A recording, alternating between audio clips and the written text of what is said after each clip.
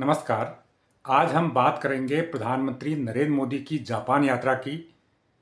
एक तरफ जहां अमेरिका से टैरिफ के मुद्दे पर भारत की तनातनी चल रही है और चीन से रिश्तों में सुधार हो रहा है, ठीक इसके बीच प्रधानमंत्री नरेंद्र मोदी की जापान यात्रा भी बेहद महत्वपूर्ण मानी जा रही है। देखिए, पहली बात तो यह है कि जापान हिंद प्रशांत क्षेत्र में बेहद शक्तिशाली देश है, बेहद ताकतवर देश है और एक बड़ी अर्थव्यवस्था है। अगर दुनिया की हम 5 शीर्ष अर्थव्यवस्थाओं की बात करें तो उसमें भारत भी है, जापान भी है। तो और जो हिंद प्रशांत क्षेत्र में भारत की चिंताएं रही हैं, खासकर चीन के बढ़ते प्रभुत्व को लेकर, उस मामले में जापान हमेशा भारत के साथ खड़ा है। चाहे भारत की जो नीति है, हिंद प्रशांत क्षेत्र को लेकर भारत की जो नीति है कि ये क्षेत्र मुक्त होना चाहिए, समावेशी होनी चाहिए और नियम आधारित व्यवस्था यहाँ पर होनी चाहिए, इसका जापान भी समर्थन करता है। और दूसरा जो भारत का सागर विजन है, जिसमें जो सागरीय देश हैं उनके लिए भारत ये कहता है कि सबको सुरक्षा और सबका विकास, इसमें भी जापान भारत के साथ खड़ा है। और जापान कोई छोटा देश भले ही हो, लेकिन बेहद शक्तिशाली देश है, एक बड़ी अर्थव्यवस्था है। इसलिए हिंद प्रशांत क्षेत्र में जो भारत की चिंताएं हैं, जो भारत के कंसर्न हैं, खासकर चीन को लेकर, उसमें जापान भारत के साथ है। इसी बात को अगर हम दूसरे शब्दों में ये कहें कि हिंद प्रशांत क्षेत्र को लेकर भारत और जापान की नीति, दृष्टिकोण, सब कुछ एक जैसा है। तो इसलिए जापान भारत के लिए बेहद महत्वपूर्ण देश है। दूसरी बात यह है कि अब जब अमेरिका ने भारत पर टैरिफ लगा दिए हैं और जो अमेरिका के साथ भारत का बड़ा कारोबार होता था, भारत का जो निर्यात होता था, 85 अरब डॉलर का निर्यात भारत अमेरिका को करता था, इसका काफ़ी बड़ा हिस्सा प्रभावित होने की संभावना बता रहे हैं, क्योंकि टैरिफ लगने से अमेरिकी बाजार में भारतीय सामानों के दाम ऊंचे हो जाएंगे, इसलिए उनकी बिक्री घट जाएगी और वहाँ से अमेरिका से हम नए ऑर्डर नहीं मिलेंगे। तो ऐसे में भारत के लिए एक बहुत अच्छा मौका है कि वो अपना एक्सपोर्ट जो है जापान की तरफ बढ़ाए, क्योंकि जापान भी एक धनी कंट्री है अमेरिका की तरह, तो वहाँ परचेजिंग पावर काफ़ी अच्छी है। तो भारत का कारोबार जापान के साथ अभी 40 अरब डॉलर के आसपास है, लेकिन इसे बढ़ाने की बहुत सारी संभावनाएं बनी हुई हैं। तो ये दूसरा मौका है, ये दूसरा कारण है कि जिससे चलते प्रधानमंत्री नरेंद्र मोदी की जापान यात्रा को बेहद महत्वपूर्ण माना जा रहा है। तीसरी बात यह है कि जापान एक बड़ा रक्षा सहयोगी भी भारत का है। वो रक्षा सहयोग कई क्षेत्रों में है, कई समझौते हैं, रक्षा का भी है, सुरक्षा का भी है, और जो एक दूसरे को सुविधाएं देने का, अदला बदली का एक समझौता है, वो भी जापान से हो रखा है।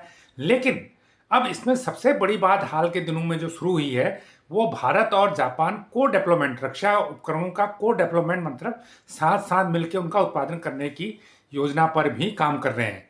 और हो सकता है प्रधानमंत्री नरेंद्र मोदी की इस यात्रा के दौरान इस मुद्दे पर बातचीत और आगे बढ़े, क्योंकि दोनों देश ये चाहते हैं कि मिलकर रक्षा उत्पादन करें, मिलकर रक्षा सामग्री बनाएं। तो इससे फायदा ये होगा कि तकनीक के मामले में जापान भी अग्रणी है, तो जापान की तकनीक और भारत की जो मैन पावर अगर मिलेगी तो रक्षा क्षेत्र में कई ऐसे नए प्लेटफॉर्म बना पाएंगे जो अभी तक भारत में नहीं बन रहे हैं। तो ये तीसरा महत्वपूर्ण कारण है, तीसरा महत्वपूर्ण इसका फायदा होने वाला यात्रा का, कि भारत और जापान रक्षा क्षेत्र में सह उत्पादन करने की रणनीति पर आगे बढ़ेंगे। और एक और चौथा कारण जो है क्वाड है। एक क्वाड एक संगठन बना है जो हिंद प्रशांत क्षेत्र में एक समान नीति, समान विजन को लेकर चल रहा है। इसमें अमेरिका भी है, ऑस्ट्रेलिया भी है, भारत भी है और जापान भी है। तो क्वाड को अगर देखें तो क्वाड भारत की जो चीन को लेकर चिंता है उनका भी समाधान करता है, जापान की जो चीन को लेकर चिंता है उनका भी निराकरण करता है, और अमेरिका चाहता है कि चीन आगे बहुत ज़्यादा नहीं बढ़े, उसको एक नियंत्रण हो, इसलिए ऑस्ट्रेलिया और अमेरिका भी इसमें साथ हैं। तो ऐसे में अगर क्वाड के एंगल से देखें, क्वाड की डिप्लोमेसी को देखें, तो उस नज़रिए से भी जापान भारत के लिए बेहद महत्वपूर्ण है। और सही कहें तो जो क्वाड की परिकल्पना थी वो जापान की तरफ से ही हुई थी। तो हम ये कहेंगे कि ये कहना ज़्यादा उचित होगा कि क्वाड के नज़रिए से भारत जापान के लिए कहीं ज़्यादा महत्वपूर्ण है, लेकिन दोनों महत्वपूर्ण है, क्योंकि ये भारत की चिंताओं का भी समाधान करता है और जापान की चिंताओं का भी समाधान करता है। तो ये चार जो महत्वपूर्ण बिंदु हैं प्रधानमंत्री नरेंद्र मोदी की यात्रा के, तो ये काफ़ी अहम माने जा रहे हैं जापान यात्रा के दौरान।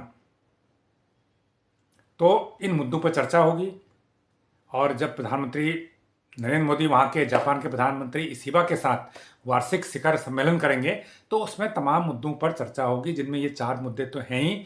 इसके अलावा जो वैश्विक मुद्दे हैं, जिनका क्षेत्रीय महत्व भी है, उन मुद्दों पर भी हमेशा चर्चा होगी।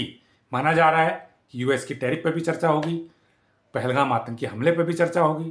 पहलगाम आतंकी हमले में भी जापान भारत के साथ खड़ा था, क्योंकि जो भारत की आतंकवाद के खिलाफ लड़ाई है, उसमें जो देश भारत के साथ खड़े हैं उनमें एक जापान भी है।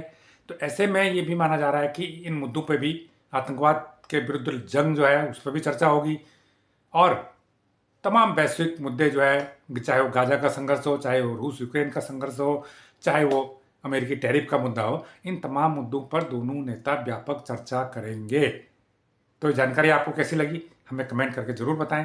जो लोग इस चैनल को पहली बार देख रहे हैं वो इसको लाइक करें, सब्सक्राइब करें और शेयर भी करें। धन्यवाद।